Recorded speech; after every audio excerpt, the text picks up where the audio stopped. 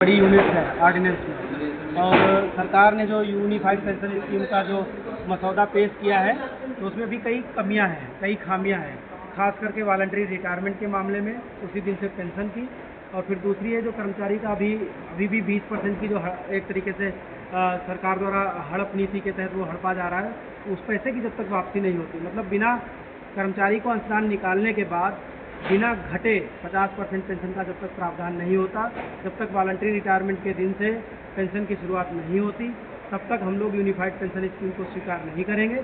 दूसरी सबसे बड़ी बात यह है कि यूनिफाइड पेंशन स्कीम बिना रिटायरमेंट से पहले कैलकुलेशन करना नामुमकिन है, असंभव है। कोई नहीं जानता रिटायरमेंट के बाद कौन कितने साल तक जिएगा। तो इस लिहाज से सरकार को अगर यूनिफाइड पेंशन स्कीम को सर्वाइवल देखना है तो उसको रिटायरमेंट के समय ऑप्शन देना पड़ेगा, उसके पहले हम लोग तैयार नहीं है। हाँ, एक बात जरूर है, जो रिटायरमेंट की कगार पे बैठे हैं उन मामलों में हम सरकार का इस स्टेप का स्वागत करते हैं कि चलो उन्हें ओपीएस नहीं मिला लेकिन कुछ बेहतर मिला, लेकिन वो ये समझें कि ऐसे कर्मचारी जो हैं जो लेवल 1 से लेकर के लेवल 5 के बीच में हैं, उनका जो नौकरी का लेंथ कम है, तो उनके जो 20 साल से भी कम हो रहे हैं, 15-15 साल की नौकरी है, 16 साल की नौकरी है, तो उनका टोटली जो बेसिक सैलरी है वो 40-50 हज़ार रुपये है। और उस 40-50 हज़ार रुपये का अगर 30% करते हैं तो वो 10-12 हज़ार रुपये मुश्किल से बैठता है। तो इस लिहाज से अभी भी यूनिफाइड पेंशन स्कीम सूटेबल नहीं है ऐसे कर्मचारियों के लिए।